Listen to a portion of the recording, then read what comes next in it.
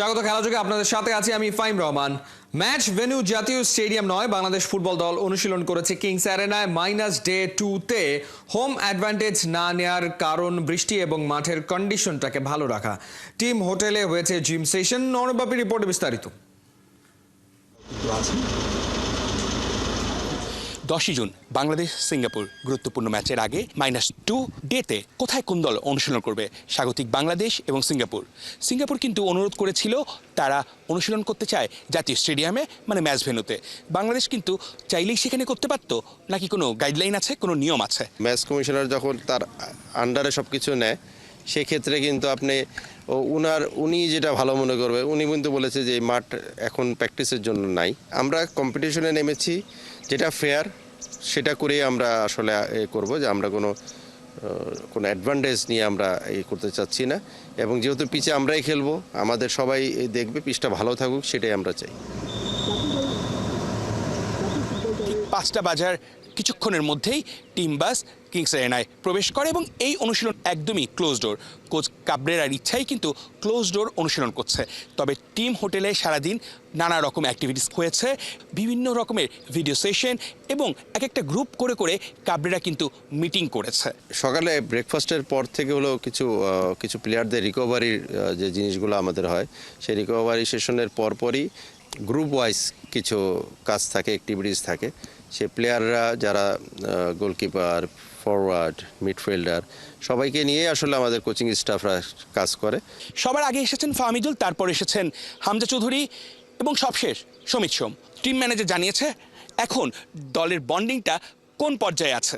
Excellent, কারণ আপনার দেশের বাইরে থেকে ঈদ করা আর দেশে থেকে ঢাকার মধ্যে এখানে ঈদ করার মধ্যে, হোটেলের মধ্যে হাসি ঠাট্টার মধ্যে কিন্তু একটা সময় কেটে যাচ্ছে। জাতীয় দলে প্রবাসীদের সাথে দেশিদের যে সমন্বয়ের মাধ্যমে ভালো একটা ফুটবলের প্রত্যাশা করছে সমর্থকরা। গ্রুপ পর্বের প্রথম ম্যাচে ভারতের সঙ্গে ড্র করে ভালো একটা অবস্থানে থাকা বাংলাদেশ সিঙ্গাপুরের সঙ্গে লড়বে কিন্তু 3 পয়েন্টের জন্যই।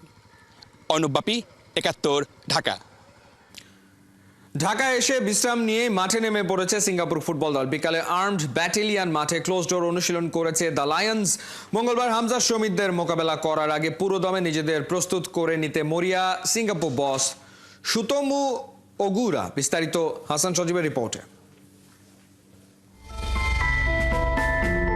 42 জনের বিশাল একটা বহর, 23 জন ফুটবলার, 19 জন কোচিং স্টাফ। এত বড় একটা দলকে নিয়ে প্র্যাকটিস করতে গেলে একটু তো সময় লাগবেই। প্লেয়ারদের আসার প্রায় 30 মিনিট আগে মাঠে হাজির কোচিং স্টাফরা।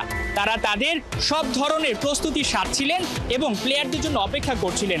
প্লেয়াররা আসলেন, মাঠ দেখলেন এবং তারা তাদের প্র্যাকটিসটা শুরু করে দিলেন। ক্লোজ ডোর অনুশীলন কোনোভাবে গণমাধ্যম অ্যালাউ না। প্রতিপক্ষ বাংলাদেশ তাদের কৌশল জেনে যাবে, সেই ভুল কাজটা তারা করতে চান না। এই জায়গাটায় একদমই সজাগ। আর এই সজাগ বা সিরিয়াসনেসটা তখনই এসেছে যখন বাংলাদেশ ভারতকে তাদের মাটিতে রুখে দিয়েছে। তখন থেকে কিন্তু সজাগ সিঙ্গাপুর। এরপর ভুটানের বিপক্ষে 2-0 গোলে জিতে বাংলাদেশ। অর্থাৎ বোঝাই যাচ্ছে বাংলাদেশের প্লেয়াররা কতটুকু আত্মবিশ্বাসী এই মুহূর্তে, কতটুকু চাঙ্গা, কতটুকু সিরিয়াস। ঈদের দিনেও হামজা সমিতরা প্র্যাকটিস করেছে। এই বাংলাদেশকে নিয়ে এবার ভাবার সময় হয়েছে। সিঙ্গাপুর তাদের সবশেষ ম্যাচগুলোতে ভালো পারফরমেন্স করতে না পারলেও ঘরের মাটিতে সবশেষ ম্যাচটাতে 3-1 গোলে হারিয়েছে মালদ্বীপকে। সেই আত্মবিশ্বাস নিয়ে প্রায় 10 বছর পর ঢাকা এসেছে সিঙ্গাপুর। একই সাথে বাংলাদেশও কিন্তু ভুটানের বিপক্ষে জিতে এই মুহূর্তে বেশ চাঙ্গা। অর্থাৎ বোঝাই যাচ্ছে দুই দলই তাদের জায়গা থেকে বেশ আত্মবিশ্বাসী। তবে যারা ভালো পারফরমেন্স করবে তারাই জিতবে, কেউ কাউকে ছাড় দিতে নারাজ। এই মুহূর্তে AFC এশিয়ান কাপ কোয়ালিফায়ার বাছাইয়ে সি গ্রুপে প্রত্যেকটা দলেরই 1 পয়েন্ট। যারা জিতবে তাদেরই সুযোগ থাকবে নিজেদের উপরে তোলার। বাফুফের সভাপতি তাবিত আউয়াল তিনি বিশ্বাস করছেন গ্রুপ চ্যাম্পিয়ন হবে বাংলাদেশ। তার আগে সিঙ্গাপুর ম্যাচটা জিততে হবে। সেই 10 বছর আগে যখন সিঙ্গাপুর বাংলাদেশে খেলতে এসেছিল, তারা সেই ম্যাচটা বাংলাদেশকে হারিয়ে দিয়েছিল। এবার পালা বাংলাদেশের কঠিন দলটাকে নিয়ে সিঙ্গাপুরকে হারিয়ে বাংলাদেশের ফুটবলটাকে নতুনভাবে জাগিয়ে তোলা। AFC এশিয়ান কাপ কোয়ালিফায়ার, সেখানে নিজেদের আরও বেশি উজ্জীবিত করা, আরও বেশি রাঙানো। কাজটা কঠিন, তবে অসম্ভব নয়। হাসান সজীব, 71, ঢাকা। সিঙ্গাপুর এগিয়ে র্যাঙ্কিংয়ে, কিন্তু বাংলাদেশ ফেভারিট। সাবেকদের চোখে আলফাস চুন্নুরা বলছেন হামজা ফাহমিদুলরা বাজিমাত করবে 10 তারিখের ম্যাচে।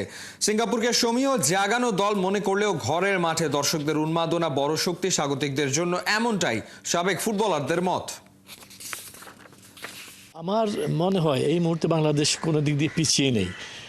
বিশেষ করে ইন্ডিয়ার সঙ্গে যে ম্যাচ খেলেছে, ভুটানের সঙ্গে যে ম্যাচ খেলেছে, সেই ধারাবাহিকতা যদি বজায় থাকে আমি মনে করি সিঙ্গাপুরকে হারানো কোনো ম্যাটার না। যে স্ট্রাইকিংয়ে যে দুর্বলতা আছে সেখানে সুমিত সুমটা এটাকে পুষিয়ে দিবে। বাংলাদেশে এখন ফুটবলের জয় জয়কার। আমি মনে করি যে বাংলাদেশে সিঙ্গাপুরের সাথে হোম ম্যাচ একটা বিশাল একটা অ্যাডভান্টেজ। এটা যদি খেলোয়াড়রা মন থেকে নিতে পারে, যে উৎসাহটা যদি নিতে পারে, এবং সাপোর্টাররা সারা বাংলাদেশের সাপোর্ট তাদের পিছনে আছে, এবং আমার মনে হয় যে অ্যাডভান্টেজ হিসাবে আমাদের জয় করা দরকার। সিঙ্গাপুর অবশ্যই ভালো টিম, তাদের সমীহ করে খেলতে হবে, এবং সবাই যদি নিজের দেশের খেলা, দেশের মাটিতে খেলা, সবাই যদি জান প্রাণ উজাড় করে খেলে, আমার মনে হয় আমরা জিততে পারবো ইনশাল্লাহ। আমাদের সময় যে খেলাটা খেলতাম তখন যে ক্রাউড ছিল 90s 80s, সেই ক্রাউডটা আবার ফিরে আসতেছে, এটা আমাদের জন্য অনেক বড় পাওয়া। তার মধ্যে সুমিত সোম আমাদের যোগ হচ্ছে আবার নতুন করে, হয়তো সে 10 তারিখ খেলবে। হামজার প্লাস পয়েন্ট, হামজা একটা দারুণ দুর্দান্ত একটা খেলোয়াড় আমাদের সাথে সংযোগ হয়েছে। তার সংযোগ হওয়াতে আমাদের টিমের একটা স্পিরিট বেড়ে গেছে। সব মিলিয়ে অ্যাটমসফিয়ারটা ফ্যান্টাস্টিক, এবং আমি আশাবাদী যে 10 তারিখে আমরা জয় হব। যদিও আমাদের সাথে র্যাঙ্কিংয়ে তারা প্রায় 20 ধাপ এগিয়ে, কিন্তু র্যাঙ্কিং ডাজেন্ট ম্যাটার। বাংলাদেশকে আটকাতে ফাঁদ পাচ্ছে ফান্দি ব্রাদার্স। হামজা শমীদদের হারাতে প্রায় 1 বছর পর সিঙ্গাপুর দলে ফিরেছেন ইকসান ফান্দি, সাথে আছেন তার ভাই ইলহান ফান্দি। 6 ফিট উচ্চতার দুই ভাই কাঁপিয়ে দিতে পারে স্বাগতিকদের রক্ষণভাগ। বাংলাদেশ কি পারবে সিঙ্গাপুরকে হারিয়ে নতুন গল্প লিখতে? কোহিনুর কণা রিপোর্ট। গতির সাথে ক্ষিপ্রতা, অ্যারিয়াল ডুয়েল উইনের 16 আনা পাকা। তার ফোকাস একটাই, গোল স্কোর। অ্যাডাপ্টেবিলিটির সাথে ফিজিক্যালিটি তাকে করেছে ভার্সেটাইল। 6 ফিট উচ্চতার 26 বছর বয়সী সিঙ্গাপুরিয়ান স্ট্রাইকার ইকসান বিন ফান্দি আহমেদ বাংলাদেশের জন্য ভয়ের আরেক নাম। ইনজুরির সাথে ক্লাব কমিটমেন্ট, দলের সাথে ইকসান ফান্দি ছিলেন না প্রায় 1 বছর। অবশেষে মালদ্বীপের বিপক্ষে প্রস্তুতি ম্যাচ দিয়ে ফিরেছেন জাতীয় দলে। কামব্যাকের ম্যাচে করেছেন জোড়া গোল। মূলত এশিয়ান কাপ বাছাই বাংলাদেশের বিপক্ষে ম্যাচের জন্যই ফেরানো হয়েছে সিঙ্গাপুরের এই লেজেন্ড ফুটবলারকে। 2017 সালে সিঙ্গাপুরের জার্সিতে ডেবিউ হয় ইকসান ফান্দির। আন্তর্জাতিক ক্যারিয়ারে 39 ম্যাচে 20 গোল এই ফুটবলারের। তবে গেল প্রায় 2 বছরে সিঙ্গাপুরের হয়ে 28 ম্যাচের 25টি মিস করেছেন এই স্কোরার। 2024-25 সিজনে থাই লিগে খেলেছেন 12 ম্যাচ, 478 মিনিট খেলে গোল করেছেন মোটে 2টা, অন টার্গেট শট 7টা। ইকসানের সাম্প্রতিক form up to the mark না হলেও যে কোনো সময় কাঁপিয়ে দিতে পারে বাংলাদেশের রক্ষণ। লং বল থেকে গোল করা, সেট পিস থেকে স্কোর করাতে বেশ পটু এই ফুটবলার। তাই তো ইকসানকে আটকাতে তারিক কাজী, তপু বর্মনদের রাখতে হবে বাড়তি পরিকল্পনা। এক ইকসান ফান্দি যেখানে ফাঁদে ফেলতে পারে বাংলাদেশকে, সেখানে হামজা শমীদদের চ্যালেঞ্জ জানাতে আছে তার ছোট ভাই ইলহান ফান্দি। খেলেন একই পজিশনে। বাংলাদেশের বিপক্ষে সুতোমো উগুরার স্টার্টিং 11-এ ফান্দি ব্রাদার্সকে দেখা যাওয়ার আছে জোর সম্ভাবনা। ইকসান ফান্দি, ইলহান ফান্দি, এই দুই শার্প শুটারের বাধার সামনে দাঁড়িয়ে বাংলাদেশ। হামজা শমীদ ফাহমিদুলদের নিয়ে সিঙ্গাপুর জট খুলতে পারবেন তো Spanish mastermind Javier Cabrera? Kohinoor কণা, 71। ঈদের বন্ধেও থেমে নেই হামজা শমীদদের জার্সি বিক্রি। রাজধানীর গুলিস্তানে বাংলাদেশের জার্সি কিনতে ছুটে যাচ্ছেন খেলা পাগল ভক্তরা। চাহিদা অনুযায়ী সরবরাহ কম বলছেন বিক্রেতারা। সিঙ্গাপুর ম্যাচের দিন বিপুল পরিমাণ জার্সি বিক্রির আশা তাদের। লাল সবুজদের জার্সি বেচাকেনা নিয়ে আপডেট থাকছে হাসান সজীবের রিপোর্টে।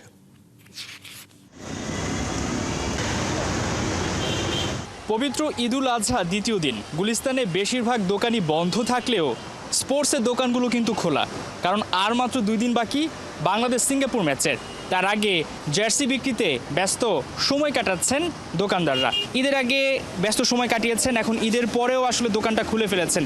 কখনো কি এমন অভিজ্ঞতা হয়েছে যে ঈদের পর দিনই এই জার্সি বিক্রি করেছেন? জি না, তাই এই প্রথম। সেটা কেন হচ্ছে? আমার বাংলাদেশের জার্সি ভালো চলতেছে এখন, এই কারণে আমরা খোলা রাখছি। আর সিঙ্গাপুরের লগে বাংলাদেশের খেলা এই কারণে। এই বিশ্বাসটা কি কাজ করছিল যে আজকে গেলে জার্সি পাওয়া যাবে, কারণ ঈদের দ্বিতীয় দিন সবই তো বন্ধ?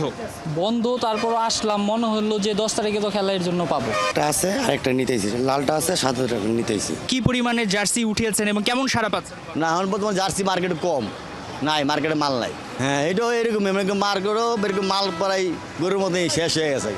তা আমাদের কিছু মাল আমরা রাখছি ঈদের পরে বেচার জন্য। মার্কেট বলি সব বন্ধ, তাই ফুটপাতের জন্য কিছু মাল করে রাখছি, মানে অল্প কিছু। ঈদের পর দিনই জার্সি বিক্রি করছেন, এটা কি কখনো আপনার লাইফে ঘটেছে? নাই আর করে না, এই ফার্স্ট। আরেকবার করছিল বিশ্বকাপের সময়। এই বিশ্বাসটা কি আপনার ছিল যে ঈদের পর দিন জার্সি বিক্রি হবে? হ্যাঁ এই বিশ্বাস আসতে গেলে 10 তারিখে খেলা আছে তো, খেলার দিন আরও বেশি চলে। আমরা এর আগের খেলার দিনে যে চলছে অপরিমাণ, একদম সেম বিশ্বকাপের মধ্যে চলছে। ব্রাজিল আর্জেন্টিনা যেভাবে চলে এইভাবে চলছে বাংলাদেশের জার্সি। এখন পর্যন্ত কেমন সাড়া পেলেন? চলতেছে, হ্যাঁ আলহামদুলিল্লাহ চলতেছে। আপনি খাড়া দেখেন, পাবলিক তখন কম, তারপরে মোটামুটি চলতেছে। আরও তো দুদিন বাকি আছে, কি মনে হচ্ছে? হ্যাঁ চলতেছে তো, কি মনে হয় মানে আপনি আর খেলা দিন ওই দিন মনে হয় হুলস্থুল। বলছিলেন একজন বিক্রেতা বাংলাদেশের জার্সি বিক্রি করছেন তিনি ঈদের দ্বিতীয় দিন এসে। তার এই বিশ্বাসটা ছিল বাংলাদেশের জার্সি বিক্রি হবে, কারণ প্রচুর সাপোর্টার রয়েছেন, প্রচুর খেলা পাগল মানুষ রয়েছেন। বাংলাদেশের এই জার্সির মাহাত্ম্য আরও বাড়বে যখন বাংলাদেশ সিঙ্গাপুরের বিপক্ষে ম্যাচটা জিতে নেবে। অনেকের কাছে এই জার্সিটা শুধু জার্সি নয়, আবেগ, ভালোবাসার নাম। এখন হামজা, শমীদ, ফাহমিদুলদের সেই ভালোবাসার প্রতিদান দিতে হবে। হাসান সজীব, ৭১, ঢাকা। ক্লাব কিংবা জাতীয় দল নিজের কাজটা সবসময় দায়িত্ব নিয়ে করতে চান মোহাম্মদ হৃদয়। সিঙ্গাপুরের বিপক্ষে ঘরের মাটিতে ভালো কিছুর প্রত্যাশা এই ডিফেন্ডারের। বাংলাদেশ সিঙ্গাপুর ম্যাচ নিয়ে ফুটবলারদের ধারাবাহিক রিপোর্টের ১১তম পর্বে মোহাম্মদ হৃদয়ের কথা শুনেছেন অর্ণব বাপি।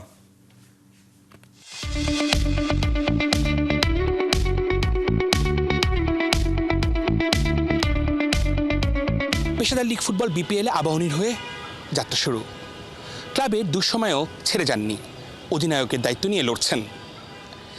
বয়সভিত্তিক দল অনূর্ধ্ব 14, 16, 19, 23 পেরিয়ে হৃদয় জায়গা করে নিয়েছেন জাতীয় দলে। নারায়ণগঞ্জ থেকে উঠে আসা এই ফুটবলারের নানা গল্প শুনবো, সেই সাথে বাংলাদেশের আগামী ম্যাচগুলো নিয়েও কথা বলবো হৃদয়ের সাথে। ভারতের সঙ্গে সবশেষ ম্যাচ জাতীয় দলের হয়ে, ম্যাচটা জিততে পারলে কি বেশি ভালো লাগতো?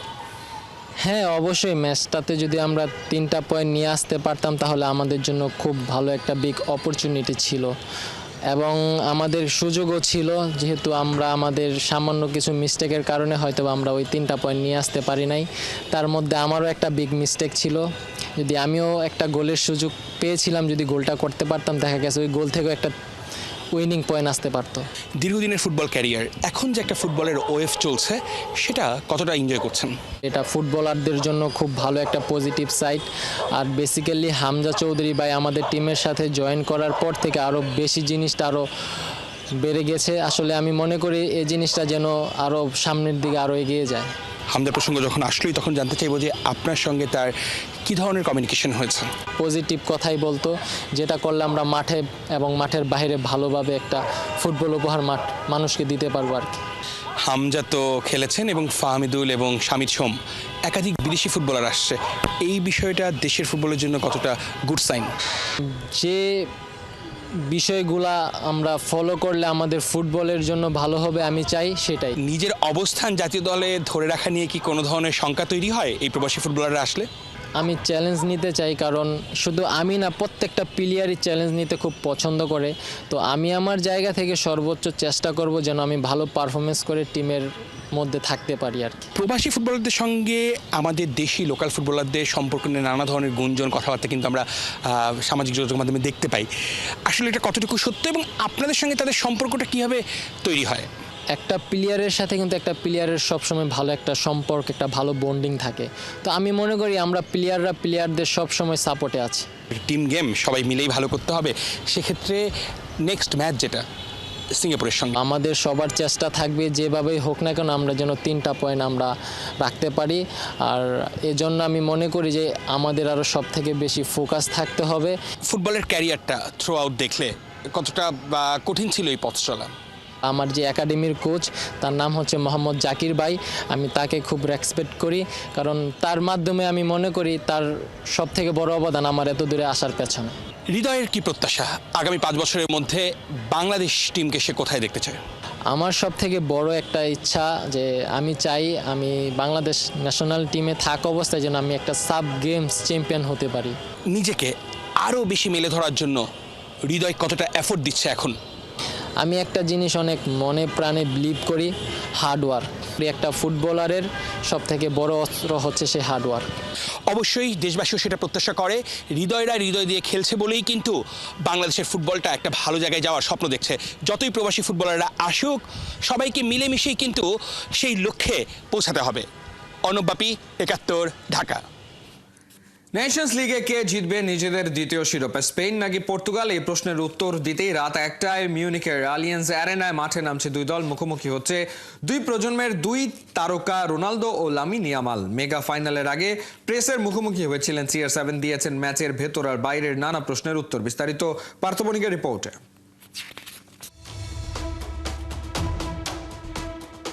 জার্মানির মিউনিখে টিম পর্তুগাল, যেখানে মধ্যমণি ক্রিশ্চিয়ানো রোনালদো শুধু ক্যামেরার ফ্রেমে নয়, রাতে পর্তুগালের দ্বিতীয় ন্যাশনস লিগ শিরোপা জয়ের মিশনে প্রত্যাশার কেন্দ্রে CR7।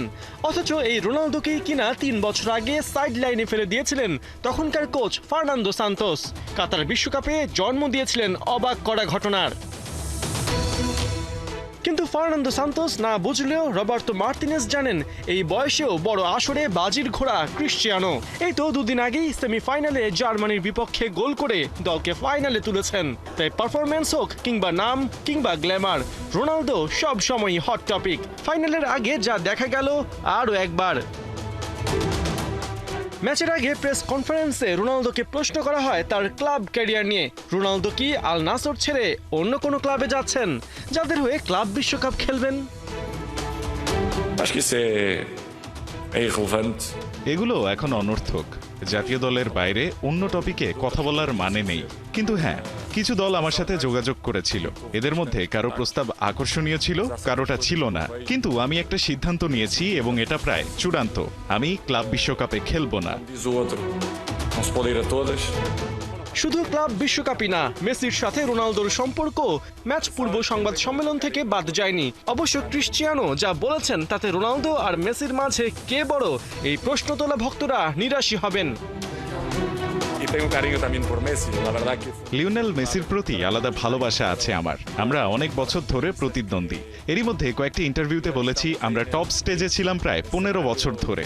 এখন তো সে একটু আধটু ইংলিশ জানে, আগে ইংলিশে কথা বলতো না। যে কোনো অনুষ্ঠানে তার অনুবাদ আমিই করতাম। আমি তাকে অনেক পছন্দ করি কারণ সে আমাকে সম্মান করে।